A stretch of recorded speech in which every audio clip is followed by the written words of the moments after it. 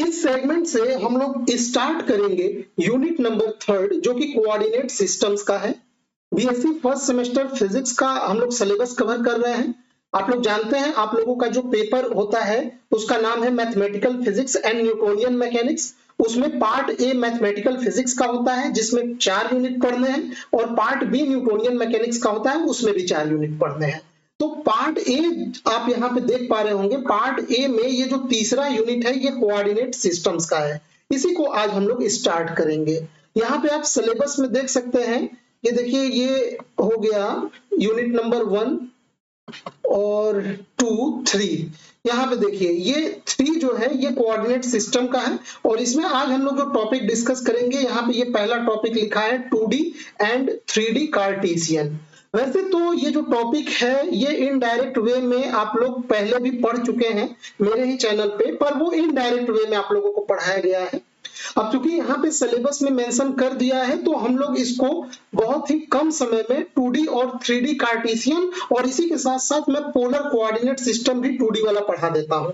उसके बाद हम लोग नेक्स्ट टॉपिक में स्फेरिकल पोलर कोऑर्डिनेट सिस्टम पढ़ेंगे, ठीक है। बहुत ही ये सिंपल होता है, आप लोग इसके बारे में पहले से ही जानते हैं। बस यहाँ पे मैं आपको ऑर्गेनाइज तरीके में पढ़ा देता हूँ ताकि आपका नोट्स मेकिंग और आपका जो कॉन्सेप्ट बिल्डिंग है वो अच्छे से हो जाए, ठीक। तो 2D कार्टेशियन कोऑर्डिनेट सिस्टम में ऐसा कोऑर्डिनेट सिस्टम आप लोग जानते हैं, ये इसमें एक एक्स एक्सिस होता है और दूसरा वाई एक्सिस। चूंकि ये 2 डायमेंशन में है तो तीसरा जो जेड एक्सिस है उसको हम लोग कंसीडर नहीं करेंगे।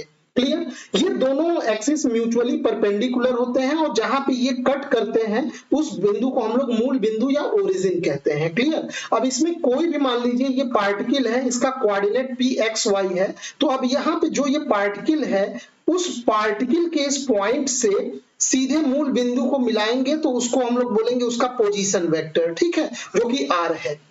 और अगर इसके इस पॉइंट से हम एक्स एक्सिस पे अगर यहाँ पे परपेंडिकुलर ड्रॉ करें तो जो पॉइंट कट करेगा वहां से मूल बिंदु तक की दूरी हो जाएगी एक्स, और यही अगर मैं परपेंडिकुलर वाई एक्सिस पे यहाँ पे डालूं तो यहाँ से देखिए वाई ओ से लेके एन, यानी यहाँ से एन से लेके ओ तक की दूरी हो जाएगी वाई। जैसे अगर कोई भी मान लीजिए मैं यहाँ पे कोऑर्डिनेट ले लेता हूं x, मान लीजिए 4,3, तो इसका मतलब ये जो पार्टिकल है, ये जो पॉइंट है, ये x एक्सिस पे 4 यूनिट की दूरी पे है और y एक्सिस पे 3 यूनिट की दूरी पे है। समझ में आया। तो और इसको लिखना होगा तो हम लोग कैसे लिखेंगे वो मैं अभी बता रहा हूं, पहले ये देख लीजिए। 2D Cartesian coordinate system is formed by 2 mutually perpendicular axis. The 2 axis intersect at the point O which is called origin. 2D Cartesian coordinate system दो परस्पर लंबवत अक्षों से बनता है। जिस बिंदु पर दोनों अक्ष एक दूसरे को काटते हैं उसे मूल बिंदु कहते हैं। अब यहाँ पे OM is equal to X और ON is equal to Y. अब हम लोग उसके पोजीशन वेक्टर को लिखते हैं, तो पोजीशन वेक्टर अगर हम लिखेंगे आर वेक्टर, तो ये बताइए ये पार्टिकल एक्स एक्सिस पे कितनी दूरी पे है, एक्स दूरी पे। अब चूंकि ये वेक्टर फॉर्म में लिखना है तो एक्स के डायरेक्शन में हम लोग यूनिट वेक्टर यानी एकांक सदिश लेते हैं आई कैप, तो ये x I cap plus Y J cap हो जाएगा। अब इसको एग्जांपल से वैसे भी समझ लीजिए, जैसे मैंने इसको कोऑर्डिनेट लिया था 4,3, तो इसका मतलब 4 यूनिट एक्स एक्सिस के अलोंग है, तो हम लोग इसका पोजीशन वेक्टर जब बनाएंगे तो एक्स एक्सिस के 4 यूनिट, ठीक है। लेकिन ये 4 यूनिट किस एक्सिस के अलोंग है, एक्स एक्सिस, तो इसको दर्शाने के लिए यहाँ आई कैप लगा देंगे। ये बताता है कि 4 यूनिट, जैसे इसको मीटर में ले लेंगे तो ये बताएगा कि इस पार्टिकल का पोजीशन एक्स एक्सिस पे 4 मीटर है।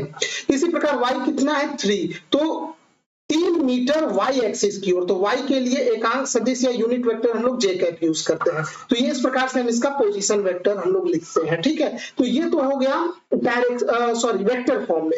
अब इसका मैग्नीट्यूड, अगर मैग्नीट्यूड निकालना हो तो ये mod of r equal to r, ये अंडर रूट ये i कैप का कोफिशिएंट का square plus Y J cap का ये जो कोफिशिएंट y है इसका स्क्वायर हो जाएगा। समझ में आया ना। तो ये यहाँ से हम लोग इसको नोट कर लेंगे। तो बस यही हमारा होता है 2 डायमेंशन में कार्टेशियन, 2 डायमेंशन कार्टेशियन, किसी भी पार्टिकल के 2 डायमेंशन मोशन को डिस्क्राइब करने के लिए हम लोग इसका यूज करते हैं।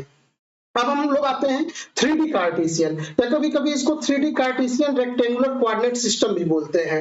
इसमें क्या होता है, इन 3D the rectangular Cartesian system is based on 3 mutually perpendicular coordinate axis x, y and z.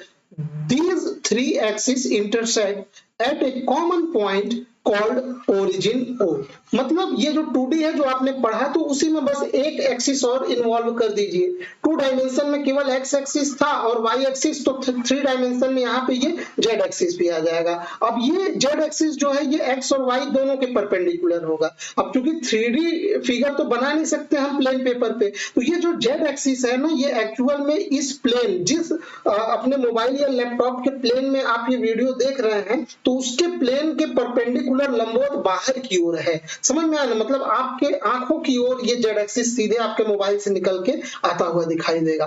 ठीक है, अब ऐसे में मान लीजिए यहाँ पे कोई स्पेस में ये पार्टिकल है या कोई पॉइंट है जिसका कोऑर्डिनेट एक्स वाई जेड है, तो इसका मतलब क्या हुआ, इसका पोजीशन वेक्टर ओरिजिन से जो मिलाने वाला जो लाइन है सीधे पी को, वो उसका पोजीशन वेक्टर हो जाएगा। पर इसको मैं रिजॉल्व करता हूं इसको कंपोनेंट में, तो ये एक्स दर्शाता है कि अगर मैं इस पॉइंट से परपेंडिकुलर ड्रॉ करूं यहाँ पे एक्स एक्सिस पे, ठीक है, यहाँ पे अगर मैं एक्स एक्सिस पे ड्रॉ करूं, हालांकि ये एक्स एक्सिस पे नहीं, ये जेड एक्सिस पे ड्रॉ किया, यहाँ से अगर परपेंडिकुलर यहाँ पे ड्रॉ किया जाएगा एक्स एक्सिस पे तो ये समथिंग यहाँ पे आके मिलेगा। ठीक है, ये आपको ऐसे दिखाई नहीं देगा 3D में, बस इतना आप समझिए ना कि ये जो परपेंडिकुलर यहाँ से जैसे ड्रॉ किया जाएगा, क्योंकि ये स्पेस में ये पॉइंट है तो ये आपको दिखाई नहीं दे, ये ऐसा लग नहीं रहा है कि ये परपेंडिकुलर है, पर एक्चुअल में ये एल पे परपेंडिकुलर यहाँ पे बनेगा, तो वो हो जाएगा डिस्टेंस क्या हो जाएगा एक्स। इसी प्रकार अगर वाई पे परपेंडिकुलर ड्रॉ करेंगे इधर तो यहाँ ओ से लेके एम तक की दूरी हो जाएगी वाई।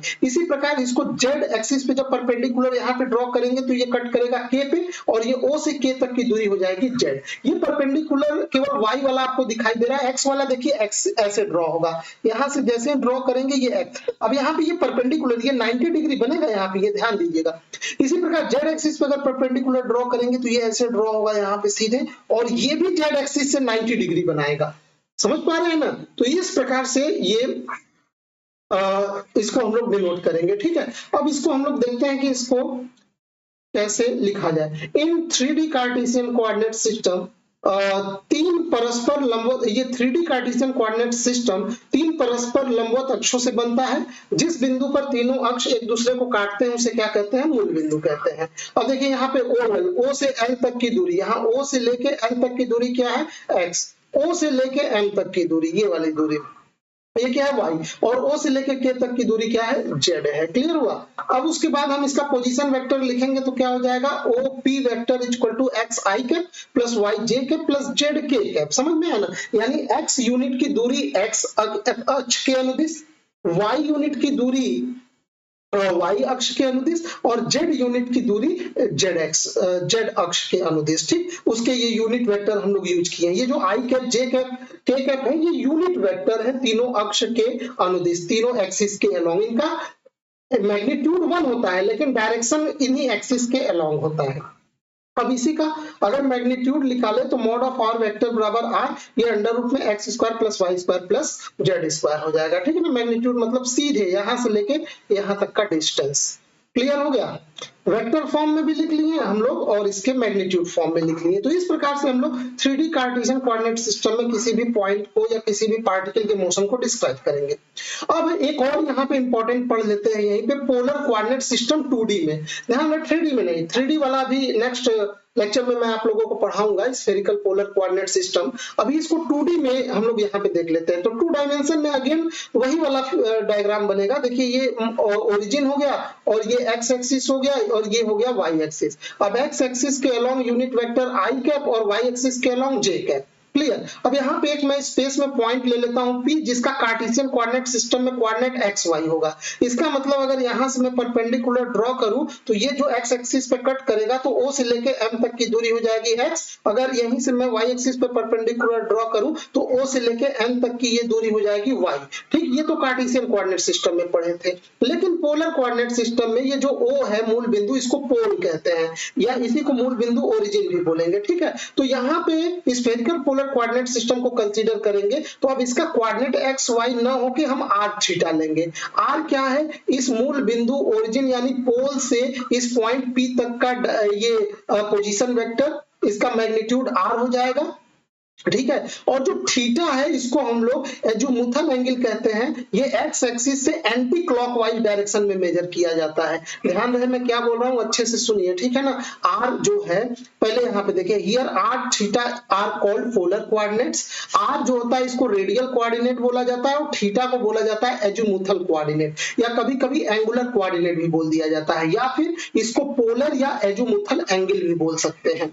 अब ये होता क्या है, सीधे मूल बिंदु से इस पॉइंट पी को मिलाने वाली जो ये रेखा है, ये जो डिस्टेंस है, ये हो गया इसका रेडियल कोऑर्डिनेट, ठीक, आर। और ये जो रेडियल, ये जो आर है, ये एक्स एक्सिस से कितना एंगल बना रहा है एंटी क्लॉकवाइज डायरेक्शन में, ये होता है एजीमुथल कोऑर्डिनेट थीटा। तो अब इसका कोऑर्डिनेट पोलर कोऑर्डिनेट सिस्टम में इस पार्टिकल पी का कोऑर्डिनेट हम क्या लिखेंगे, आर कॉमा थीटा। समझ में आया। अब एक चीज और, इसका रेंज याद रख लीजिए, जो आर होता है, जो रेडियल कोऑर्डिनेट, इसका रेंज क्या होता है, 0 टू इनफाइनाइट होता है।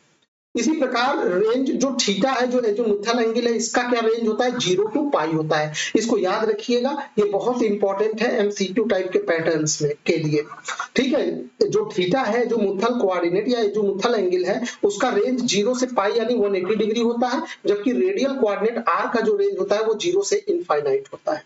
क्लियर हुआ।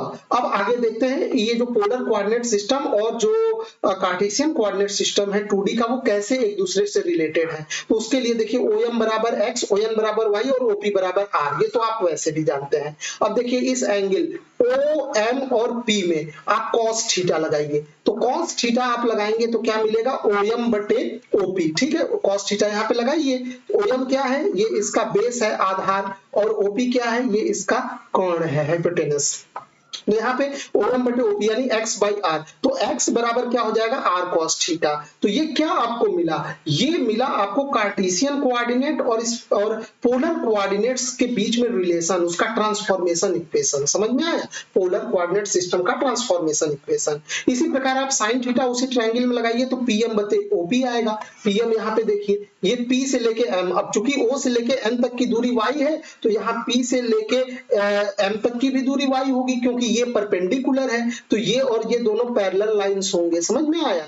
तो यहां से ये क्या हो जाएगा, y बटे क्या हो जाएगा, y बटे r। तो यहां से y निकाल लेंगे तो वो क्या हो जाएगा, r sin थीटा। तो ये जो दोनों इक्वेशन है, ये Cartesian 2D coordinate system and polar coordinate system 2D के बीच का ट्रांसफॉर्मेशन इक्वेशन है, ठीक है ना, दोनों कोऑर्डिनेट्स के बीच का रिलेशन। अभी इसी से हम लोग वो इक्वेशंस भी ड्राइव कर सकते हैं। ये इक्वेशन और इक्वेशन को दोनों को स्क्वायर करके ऐड करिए तो सेम वही r बराबर under root X square plus Y square आएगा, और इसको वेक्टर फॉर्म में लिखिए, r वेक्टर बराबर X I cap plus Y J cap, और पोलर कोऑर्डिनेट सिस्टम में क्या लिखेंगे, x के जगह हम लोग r cos theta i cap plus r sin theta j cap, r common भी ले सकते हैं यहाँ पे, ठीक है। तो ये इक्वेशन हो गया हमारे, ये ट्रांसफॉर्मेशन इक्वेशंस हो गए। और इसी में हमने पोलर, देखिए पोलर कोऑर्डिनेट सिस्टम अगर पूछे क्या होता है इसको डिस्क्राइब करिए तो पूरा लिख दीजिएगा। अगर relation transformation equation between Cartesian 2D and polar coordinate system 2D पूछे तो भी आप इसी को करना पड़ेगा, यही दोनों ट्रांसफॉर्मेशन इक्वेशन है दोनों।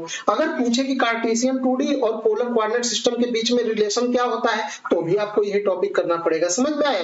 तो कहीं भी पोलर कोऑर्डिनेट सिस्टम 2D या केवल पोलर कोऑर्डिनेट सिस्टम मिले तो आपको यही टॉपिक करना होगा, ठीक है। ये ऑटोमेटिक कार्टेशियन 2D से जुड़ा ही होता है, ठीक। तो आज के लेक्चर में बस इतना ही। नेक्स्ट लेक्चर में हम लोग इसका 3D जो पोलर कोऑर्डिनेट सिस्टम 3D का होता है उसको हम लोग स्फेरिकल पोलर कोऑर्डिनेट सिस्टम कहते हैं, उसको हम लोग डिटेल में पढ़ेंगे, ठीक है। तो आई होप आपको ये सेगमेंट पसंद आया होगा, ठीक है।